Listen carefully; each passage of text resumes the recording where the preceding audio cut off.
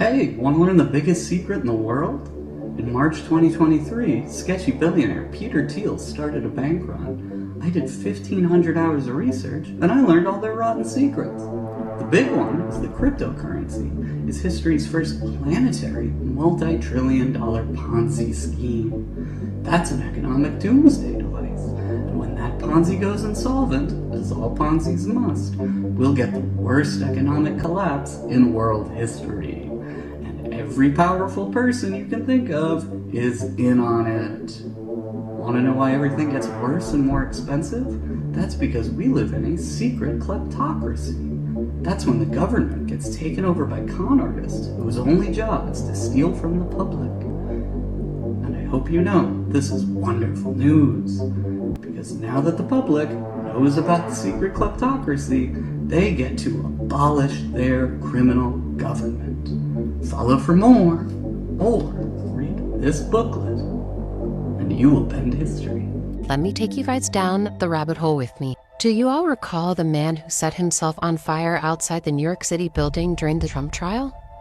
Well, as we learned, his name is Max Azzarello, and he claimed his extreme protest was aimed at drawing attention to a significant discovery. He also recently died, and so much is being unraveled. And of course, behind every exposer's death, we have the satanic elites. Before his fateful act, Max posted this on his Instagram stories, beginning with an apology to his loved ones, witnesses, and first responders for any pain caused by his actions. He started by asserting that cryptocurrency is essentially a multi-trillion-dollar Ponzi scheme. If you're unfamiliar, a Ponzi scheme is an investment scam that deceives investors with promises of high returns. The advisory. It's a fraud. There are no investments.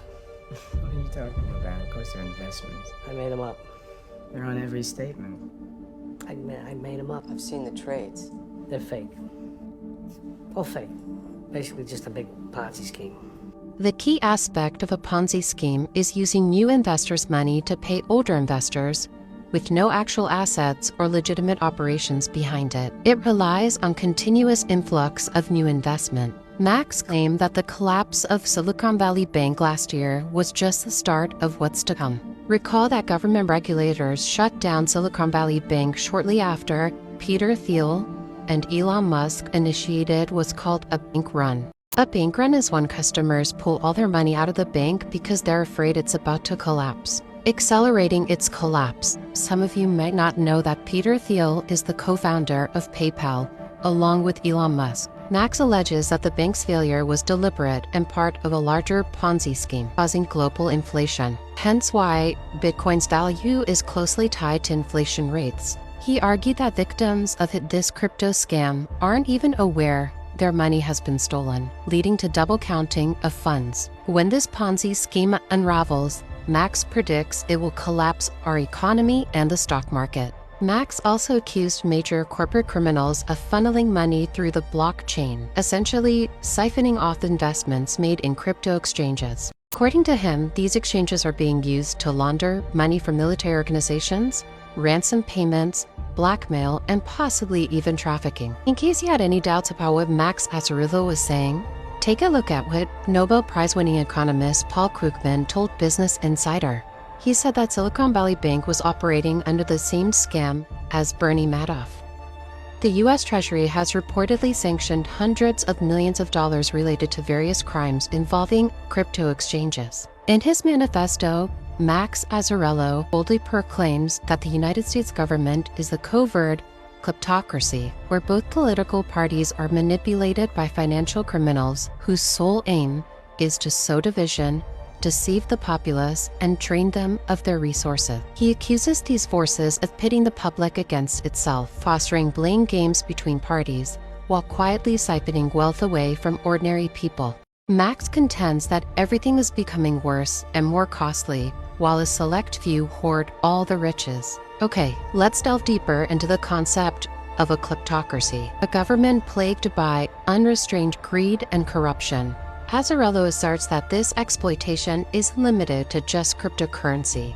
It extends to Ponzi schemes embedded within stock markets, fruitless scientific research funded by colleges, Ponzi schemes disguised as global initiatives, and intentionally failed startups designed solely to funnel large sums of money. According to Azzarello, the elites have always planned to amass wealth and then abandon ship when the time is right. This could explain the surge in billionaires building bunkers and exploring ways to escape this planet. He argues that the greatest deception is convincing people that they are powerless in this scenario, likening the media to a doomsday cult that inundates us with messages suggesting that the American dream is dead and that unity is unattainable. Max challenges us to question why a secretive cult of kleptocrats would want the public to consume this narrative. His answer? Well, it's like I've always said.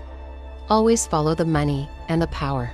Azzarello also suggested that once the cryptocurrency Ponzi scheme collapses, they'll likely pin the blame on a foreign entity like Russia or China through a supposed hacking incident, allowing the true perpetrators to evade accountability. This notion is particularly ironic given recent warnings from the FBI director about Chinese hackers preparing to target our critical infrastructure, posing a potentially catastrophic threat whose timing remains uncertain. Azzarello asserts that Harvard University is akin to what's called a super crime school. But what caught my attention is its alleged connection to MKUltra. MKUltra-like experiments continue today under different guises, and surprisingly, the official CIA website acknowledges that MKUltra experiments were indeed conducted at Harvard. Take a look at this article from Harvard's own Crimson newspaper, dated back 1977, confirming the link between MKUltra and the university. As I dug deeper, I discovered that Ted Kaczynski, also known as the Unabomber, was reportedly one of the subjects in Harvard's MKUltra study. Kaczynski's exceptional intelligence led him to enroll at Harvard at just 16 years old, a fact that becomes even more intriguing when considering that the book Chaos connects Charles Manson to MKUltra as well. You don't understand me. That's your trouble. Not my fault because you don't understand me. I don't understand you either. But I don't spend my whole life trying to put the blame over on you because my cigarette didn't light or because something didn't work right. What do you want to call me a murderer for? I've never killed anyone. I don't need to kill anyone. I think it. I have it here. I don't need to live in this physical realm. I walk around in the physical realm and I put on the faces and I talk and I play and hang. Yeah, it's this big act, man. In the spiritual world is where I live. I exist in places you never even dreamed of. You talk about, this little physical realm you live in, guilty and is he in sin? Well, how's your courts guilty? How many people do you think you've hung on the ventilators in the nut wards and forced medication on them? You see what I'm saying? You don't have any idea what the hell's going on. If you knew what the hell was going on in your own system, then you'd say, now I see what's creating this. Society's creating it.